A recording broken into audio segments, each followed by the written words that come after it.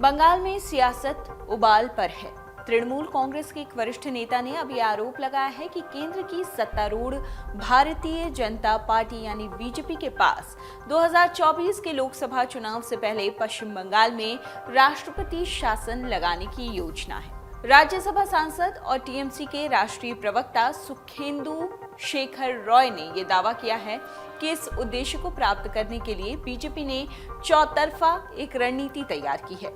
TMC सांसद के मुताबिक बीजेपी उत्तर बंगाल को राज्य के बाकी हिस्सों से अलग करने, अक्सर राज्य की कानून व्यवस्था पर चिंता व्यक्त करने, सीबीआई और अन्य एजेंसियों का उपयोग और राज्यपाल को केंद्र और बीजेपी पार्टी के एजेंट्स के रूप में उपयोग करने की योजना के साथ काम कर रही है।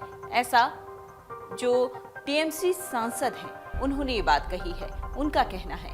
और रॉय ने यह भी कहा है कि केंद्रीय गृह मंत्री ने अपनी हालिया यात्रा के दौरान अपनी रैली के लिए उत्तर बंगाल को ही चुना। इसके पीछे बड़ी वजह है, केंद्र सरकार देश को भीतर से विभाजित करना चाहती है और राज्य के बाकी हिस्सों से उत्तर बंगाल को काटने की साजिशें रची जा रही हैं, कोशिशें की जा रही हैं, क्योंकि वो जानते हैं कि ऐसा किए बिना वो जीत नहीं पाएंगे। और अगर ऐसा नहीं है तो पार्टी के विधायक केंद्रीय गृह मंत्री की मौजूदगी में अलग उत्तर बंगाल का मुद्दा मंच से कैसे उठाते। टीएमसी सांसद के अनुसार दूसरी योजना के तहत बंगाल में कानून व्यवस्था की स्थिति के बारे में लगातार सवाल करना, चिंता व्यक्त करना है। उन्होंने कहा, हाल ही में बीजेपी युवा विंग के नेता अर्जुन चौरसिया की मृत्यु के बाद गृह मंत्री मौके पर पहुंचे और सीबीआई जांच की मांग की। चुनाव के बाद की हिंसा का मुद्दा बार बार उठाया। बीजेपी ने दाखिल बोमटुई गांव में रामपुर हाट हिंसा, हंस खली सामूहिक बलात्कार और हर दूसरी घटना में जनहित याचिकाएं दाखिल कर रखी हैं। और रॉय ने यह भी दावा किया कि इन सभी घटनाओं में ममता बनर्जी के नेतृत्व वाली बंगाल सरकार ने त्वरित कार्रवाई की है। उसके बावजूद केंद्र ने ये स्टेप उठाया है, बीजेपी ने ये स्टेप उठाया है। और जो तीसरी रणनीति रॉय ने बताई है, उसके तहत मई 2021 में विधानसभा चुनावों में तृणमूल कांग्रेस की प्रचंड जीत हुई, जिसके बाद बंगाल के नेताओं और मंत्रियों के खिलाफ केंद्रीय एजेंसियों का उपयोग बीजेपी बार बार कर रही है, बेजा इस्तेमाल हो रहा है उनका। उन्होंने ये भी कहा कि 2 मई के परिणामों के बाद नारद मामले के सिलसिले में तृणमूल के कई वरिष्ठ मंत्रियों को गिरफ्तार किया गया था।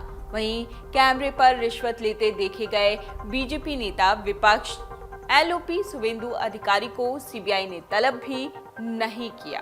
तो कुल मिलाकर बात यह है कि सांसद रॉय ने साफ तौर पर कहा है कि बीजेपी एक प्लानिंग कर रही है, एक रणनीति तैयार कर रही है कि कैसे पश्चिम बंगाल में राजनीतिक अस्थिरता पैदा की जाए, वहां पर राष्ट्रपति शासन लगाया जाए।